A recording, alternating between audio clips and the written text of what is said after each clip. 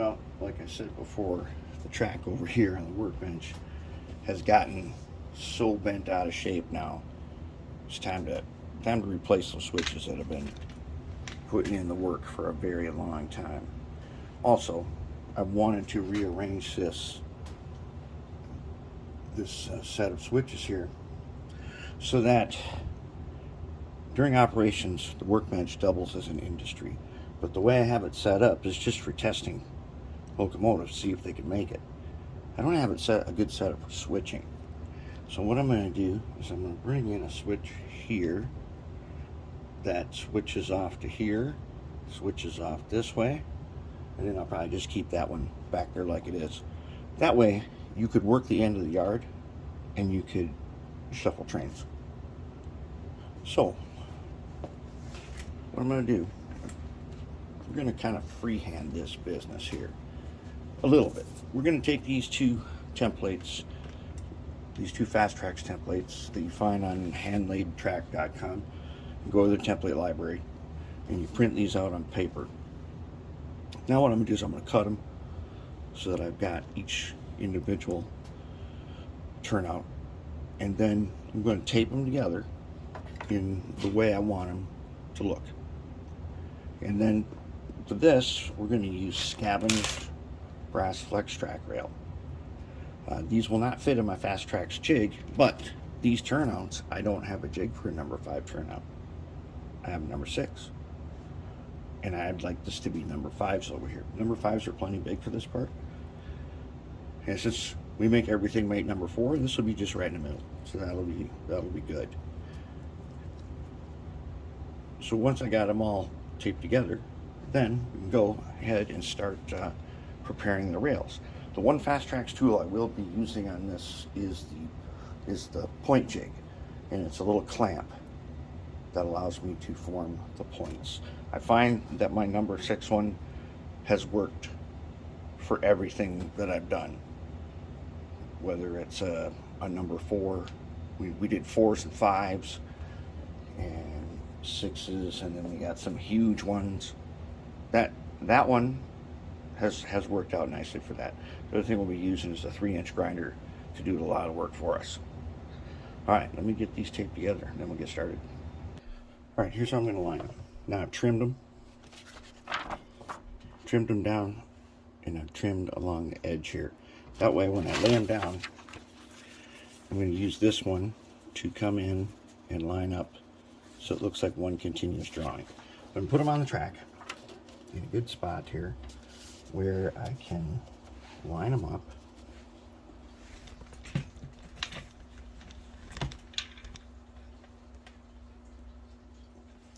Okay, get them lined up here, and roughly lined. This is all Flex Tracks. It'll join up. Okay.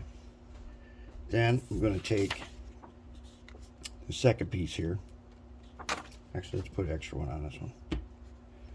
Okay, so I've got the rails lined up here and here. Then I'm going to take this second one, and I want the end of its rails over here to line up with the end. And then all we got to do to make this thing go, to make our crossover of the correct, is we slide it back and forth till the rails and the track match. And the main two that you're going to line up on is these two. These in the back should be aligned, and these two right here, not these two yet. Those two will align once we slide it in. Looks like right there. Yep. Yep, that'll be it. Make sure everybody's straight. And if everybody is straight,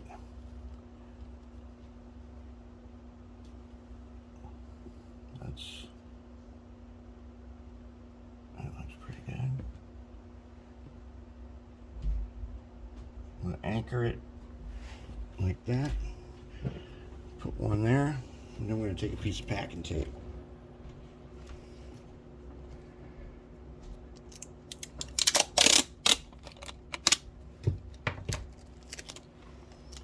And I'm going to try to lay this down. Here's a line of the paper on the outside. Let's see if I can lay this down nice and easy.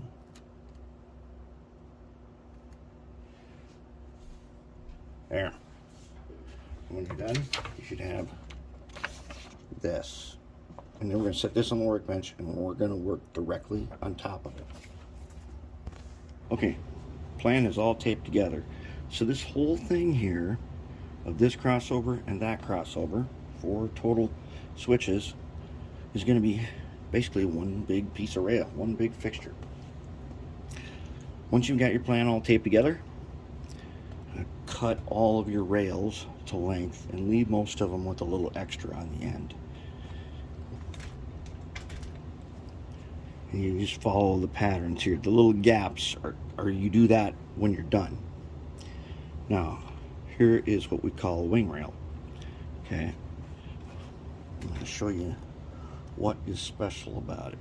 This here says hinge. That is where you put a rail joiner, because this is code 100. We want to have hinged points. The wire is too strong to let it be one piece. It won't stay switched. So we're going to make hinged, and I'm going to let it right there. Line them up right there. When I get over to here, I make a mark with a marker. Then put a little notch right there, and then I take lineman's pliers and I bend it, and I make it a little bit longer than the ones they show, and then I give that end also a little bend, kind of like that. That's for reliability. I'm not trying to make this thing look prototype. I want it to be a super strong, reliable piece of track work. Once we got all these pieces made, well, once you make one, now I'm just going to copy that 3 more times. Same with all of the other pieces.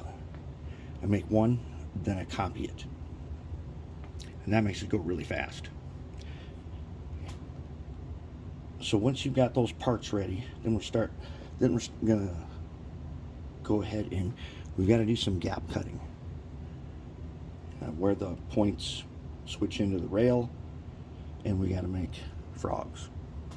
One thing that I should have said at the very beginning was you should always clean all of your rail first when it's long, because I just spent a whole lot of time cleaning each and every individual piece after I'd made them, and that has taken a very long time. When you first break down your flex track, clean the rail right away, because it's really easy to do with Brasso. Instead, I had to use the fiber wheel to clean all these little pieces, and now it's all clean, so I can get started on setting out ties and things. And then you guys definitely see why we have so many of these on the workbench. When this thing is out, ties and everything on it, we're going to put these kinds of things all over it to use as heat sinks and to use to hold rail down while we're soldering. Alright, we reached the point where we've got all our rails made and everything, and I just free-handed everything. I didn't use any jigs. I just used a little 3-inch grinder, but you could use the fiberglass wheel on a moto tool to do all of the for example, the switch points. Okay, they've got to be shaved, and the cutouts in the rails and stuff. When you get on ready to do all that, and you get ready to do the frogs, we must quest for frogs as always. Then the question is, where do you start? Well, I like to work top down. So I'm starting here, and I've got a track gauge there, and I put 2 ties on. They're in gauge and soldered on. Now in code 100, I tend to tin the bottoms of all the rails and all the ties. In code 83, you don't really have to do that, But in code 100, you've got to be sure, because this is strong wire, and if you are forcing it into place, it will pull the copper off the PC boards, the PC board ties. So that's the way I like to do it. The other thing is, you have to use, when you're soldering this, you must use an acid paste. Okay, this is a mechanical joint. And as we always talk about using acid paste, and then we use acetone to neutralize it. In this case, this is too big. You can't put acetone all over this. I've got a great big pan, a tin pan that you'd like put a turkey in, and I got a bunch of baking soda in it. So when we're done, when this is all ready, before we put the wood ties on, we will put it in the baking soda, and then that'll neutralize all the acid, get it all over the place, and then we're going to wash it with cold water and soap, and then that'll take care of it. Dish soap. Remember, cold water when you're working with polished brass. All right, we're making progress. Slowly but surely, it's coming together. These are the gauges right here. And this gauge is for code 83 and code 100. But what you do, so the code 100 side is facing down. So I color this in red because I should not be seeing that. And then I color the code 83 in green with green Sharpie, so that all my gauges are, when I see green, that means I'm good to go.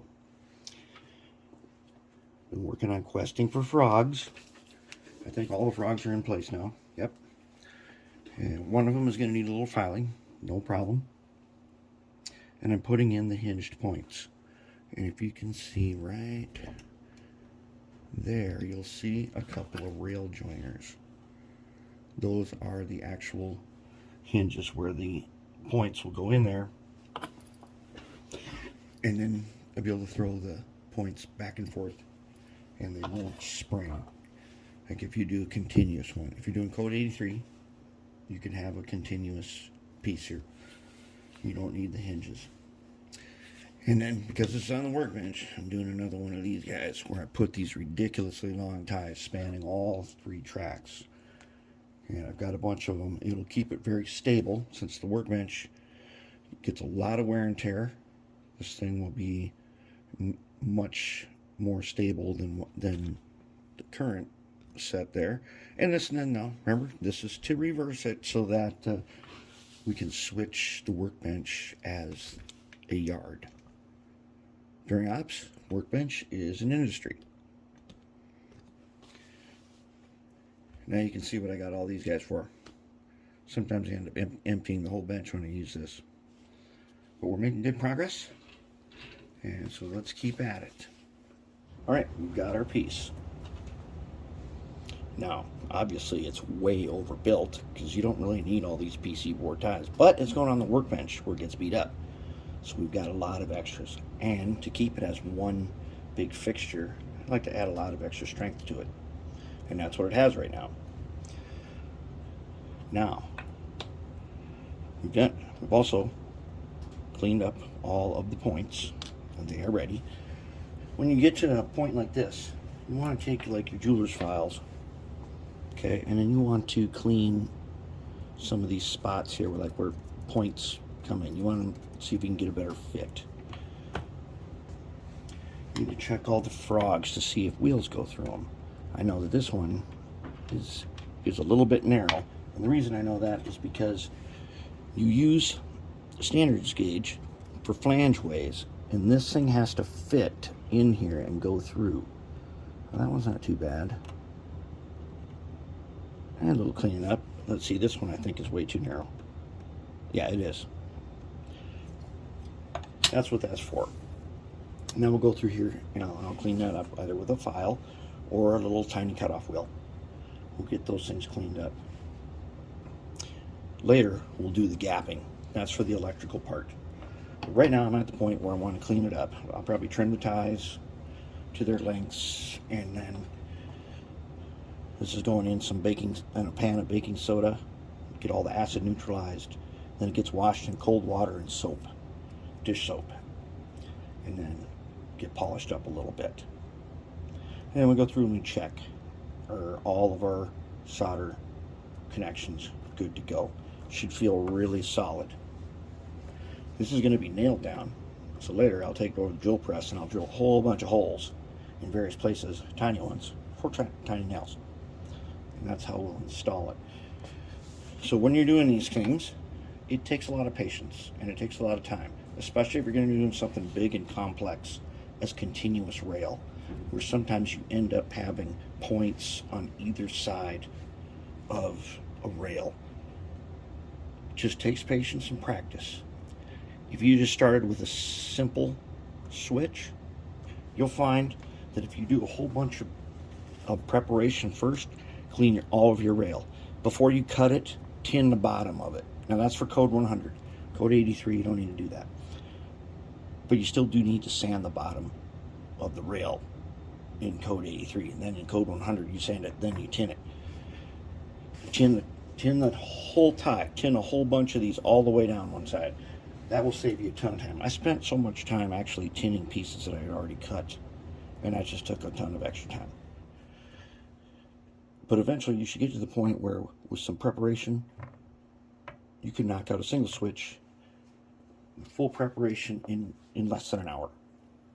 And if you do 2, 3 at a time, you can do all those in probably 90 minutes.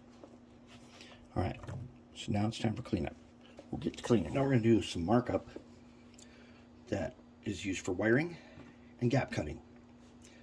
First, make sure your fixture is facing the right way before you do this. Now, since I know that this track over here comes in the middle, let me switch that way and that way. That's my left side.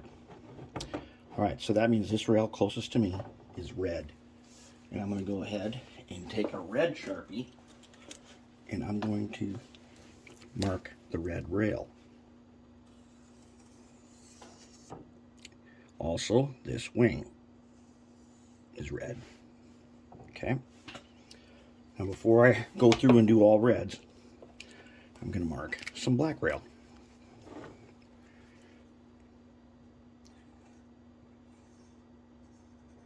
That one's a black rail. And the one farthest away.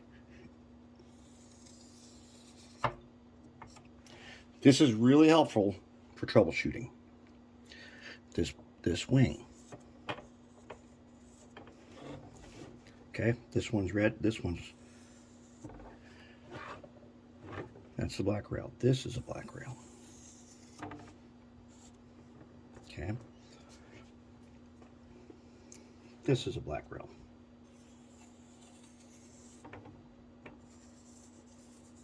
Okay, now let's take a moment here and do some reds.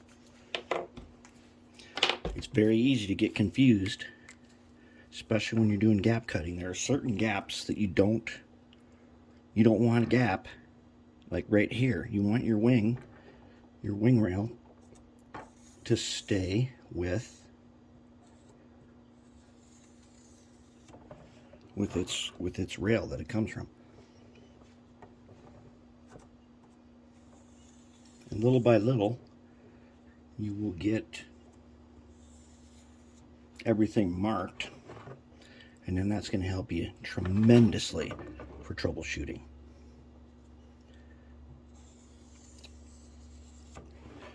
So when you try to power this up, you want, it's going to short, and you're going to wonder, oh no, where's the gap that I'm missing? So then going through to find the missing gap helps to have all the rails marked.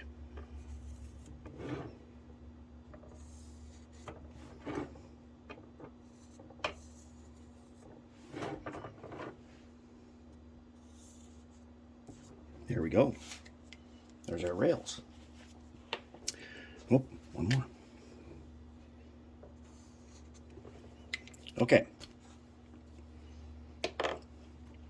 Now let's take a green Sharpie and let's start putting green where we're going to do gaps. We'll start down here. And I want a gap. Now I got holes in here, so I want to make sure I get a gap. Don't put the gap right through the hole. That just doesn't work.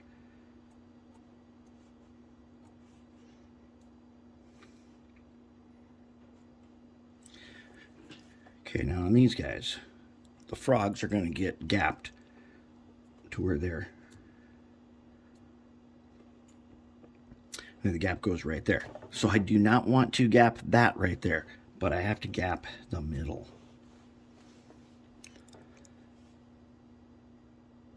And I've got a gap in between there.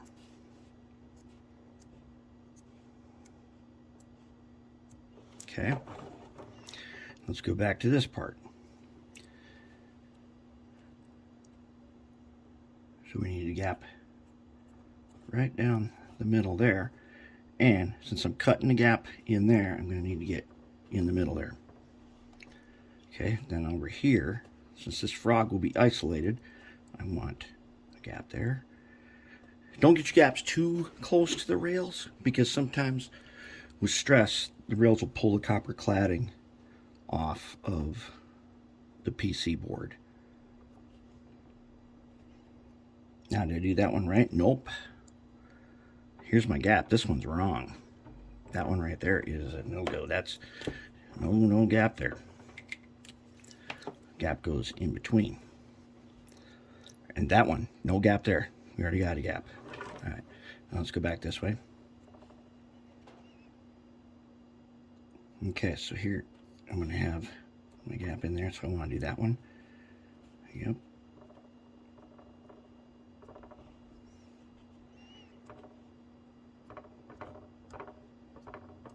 And so on down the line. You get the idea. Okay, then to do the gapping on this, all right, in Fast Tracks, they teach you how to use a triangle file. But to get in, way in here, on these big ones, that doesn't work so good. The diamond blade, I think, is too aggressive for cutting those. This thing cuts real deep, real fast, so I don't use that for gap cutting. And I don't use it on cutting the rails here, because in code 100, these can break, or they can. This one's already not perfectly round anymore, so I use the regular old, not the big one, but I use the regular old sand wheels, and then I just zip right down the line, and then you'll have your gaps, and then we got to hook it up to some power and see if we got a short. Right, I'm gonna do a little bit of gap cutting here for you. Not tie gaps. I already did all those. Easy enough. What I'm gonna show you now is cutting frog gaps. We did our question for frogs. Got our frogs working, and now where's the guy? Where's the next guy? Here, right here. Okay, so right there. All right, so I'm gonna use, look, it's the Harbor Freight 3-inch grinder, one of my favorite tools. It comes with a flex shaft, and I'm using this cutoff wheel. Okay, and I'm gonna show you. It's gonna get loud. See if you can see. Now, sometimes what happens is when you cut this gap, a rail can break loose. That's because it's under tension. And so we just got to be prepared to fix it. And we don't want that tension there anyway, so if it breaks off now, that's a good thing to find instead of later. So I'm going to get in here. The nice thing about flex shaft is it can get in close.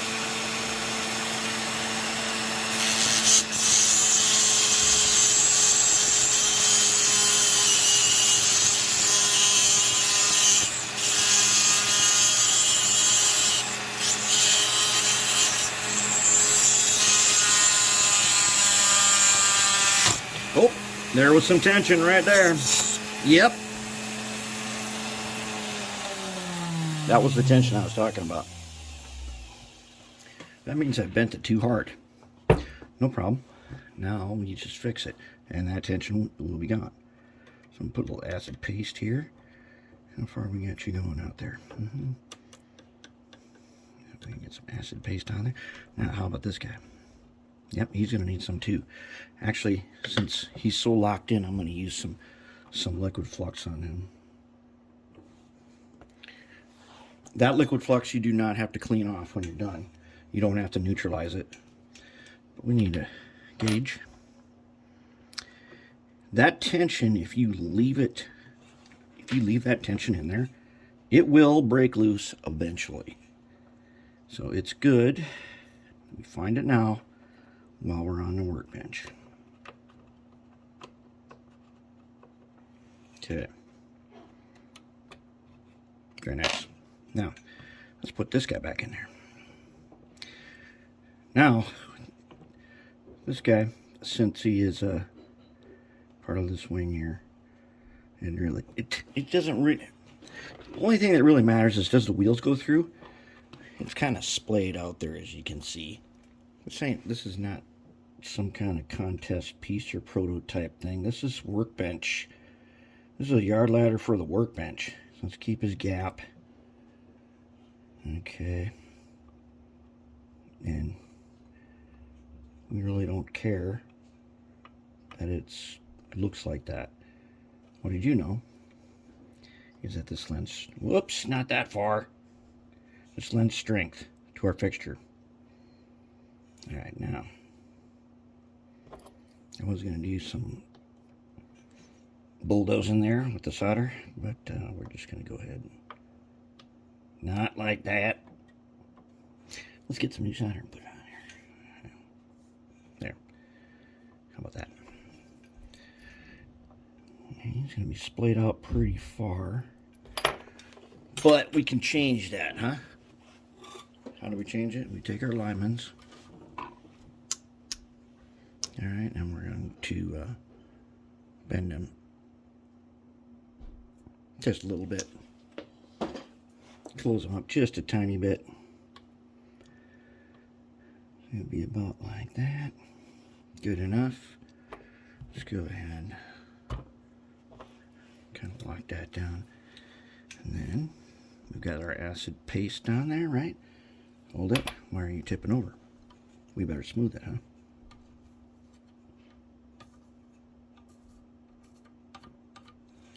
Okay. Now we should have them.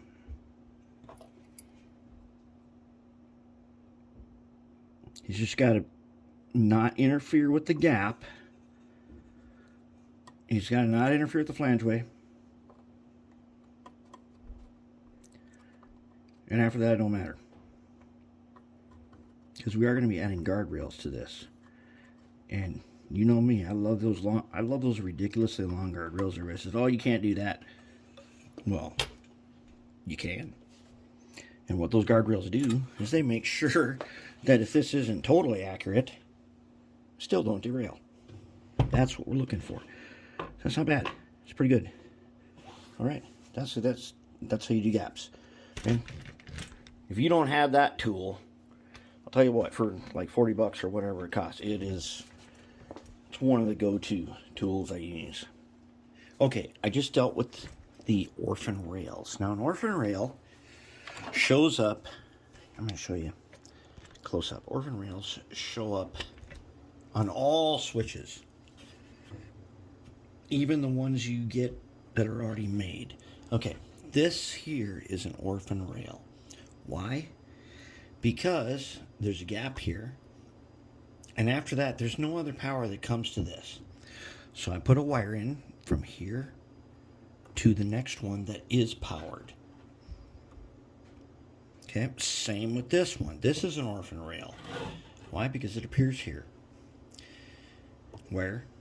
To the next one over. Okay, and then there's another one. All right, now here's the thing.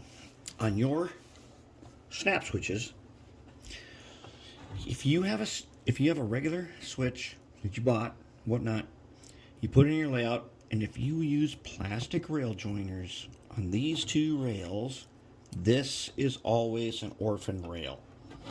Okay, do you follow me on that? Now, so if you have a regular switch like this, and it's at the end of a block or a new block, and you put plastic rail joiners here, this rail has no power. So, normally that doesn't matter, because if it's not at the end of the block, there's no plastic rail joiner here, this piece of rail gets power from this rail that comes in. But you do plastic rail joiners, at the end of a block, you get a rail that has no power. That's kind of, and that is cropped up, and people asked me about that before.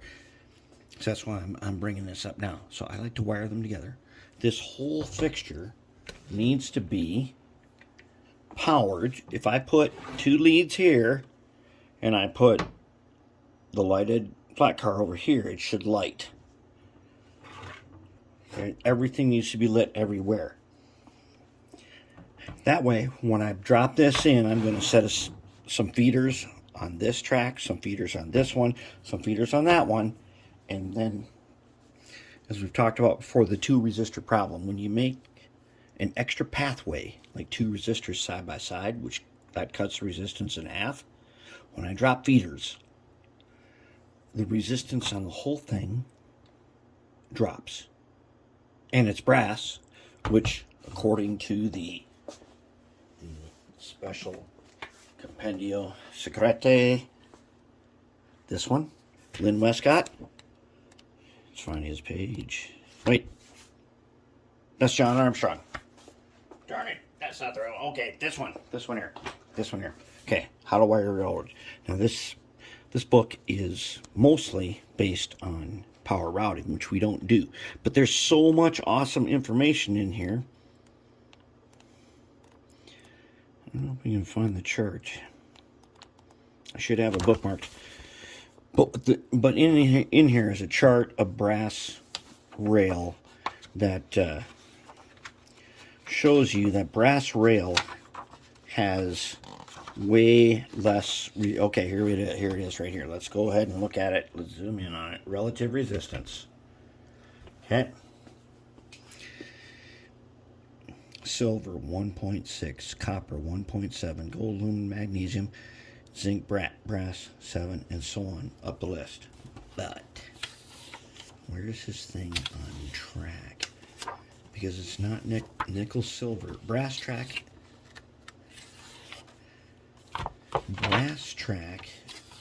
is better on conductivity, which we need to find. Oh my goodness. I should have had this bookmark before I even showed you. Anyways, in here, you read this. There's all kinds of cool information. One of them shows that brass track has a lot less resistance than nickel silver. And relative resistance chart. The silver itself. Okay, well, let's go back to that. Let's find that guy again. Okay, so silver itself.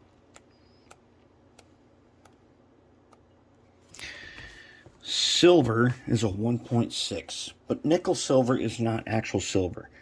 Here it is, copper and brass together. Copper itself is the lowest. Silver itself is lower, but nickel and silver is higher than the copper alloy. Some of this track is really high copper, and some is a little bit more brass, but it would fall in here. That's why I like brass track. I paint it anyways, and brass track's super cheap. So when we do something crazy like this, brass track is perfect for that. If you got brass flex track, hold on to it, because when you learn how to do this, you'll have tons of rail on hand. All right, anyways, we've got it. Whoops, we've got it wired up and everything. Next up, we're probably going to go ahead and install the points. I got to wash it one more time. Then we'll install the points. All right, we're getting this guy finished up. Okay, I've done away with plyo bond. No more plyo bond. No more heat activated contact cement. We're doing straight up DAP weldwood. So I've coated all the rails, and now I'm just sticking on the pieces. And without coating them first, I'm just sticking them on. And as long as the weldwood is good, they stick. After I get them all on here, we go set it on the heat lamp for a while. It should make sure that anything that is not cured is cured. But other than that, DAP is easier to get. It just is. Plyo bond is not easy to get now.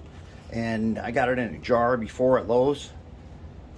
But using it with the little nozzle and the tube, it's just really expensive. This stuff, I refilled this from a quart can, which is like 10 bucks. And it's way stronger. We use it on the Colossus Roundhouse.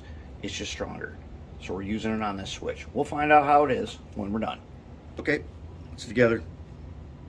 I've gone around, smoothed all the frogs, smoothed all the rails, sharpened the points, and tested everything with wheel sets. Make sure track is nice and smooth. No points, no frogs get picked.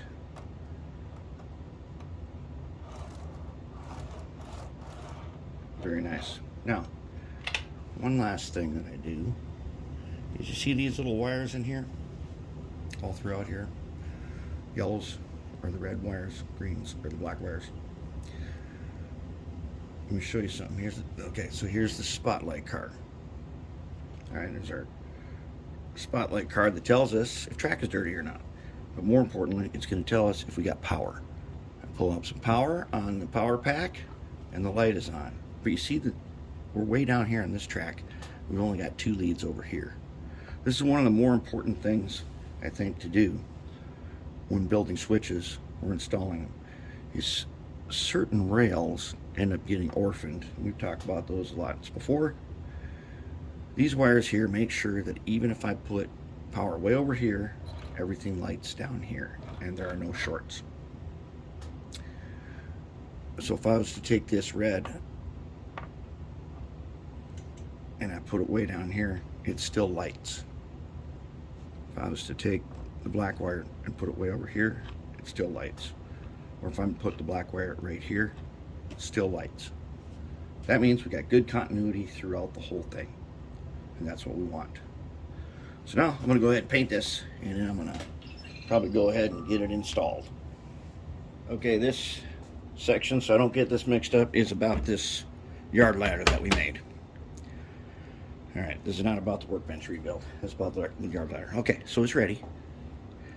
And I'm going to tighten up some ties. I can do that once it's in place.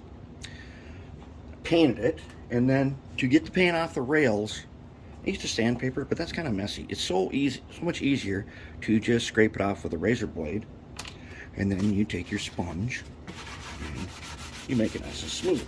Now, before we even painted it, we already smoothed it a lot to make this part really easy. We got super smooth rail here, and that's what we want. You believe it? That's brass. It is a little funny looking, but it is brass. Okay, then I decided I wasn't going to really mess around with the 4-track. So I looked in this, I got this huge bag full of switches and happened to find 2 unused. This is a Lifelike and this is an Atlas. And I soldered them together so that they make a crossover. And that'll be track 4 back there. Instead of just, most of the track on the workbench isn't painted or nothing, so we'll just leave it alone. And we'll connect them on. It'll be back there on track 4. Okay, then I've taken all the rail over here. Wait a minute. That's for the workbench video, isn't it? Yes. No. Okay. So this guy's ready. All I need now is, I got his piece here. Here's a little 9-inch piece of snap track. I'm going to put that right there, and that's how I'm going to know how far away this is going to be. And then I'll build everything from there. Then when get it installed, we'll take a look at it. Okay. Yard ladder is complete, and it is installed and wired in, and everything works awesome. Remember, this is all scavenged brass rail. It's all continuous. There are no rail joiners in here except on the very ends. And to the tracks here on the workbench, I don't think there's any soldered rail anywhere. Everything is just rail joiners with ox guard on them. But I scavenged that rail and I made a nice continuous rail yard ladder there. And the middle track is your lead. And it turned out great. I'm telling you, save your brass track. When you get into laying your own track, it's great. It's painted. Now it's going to get ox guarded. And we are ready to roll. that's it for the yard ladder. We still got a bunch more switches on the layout to do, but we're getting close.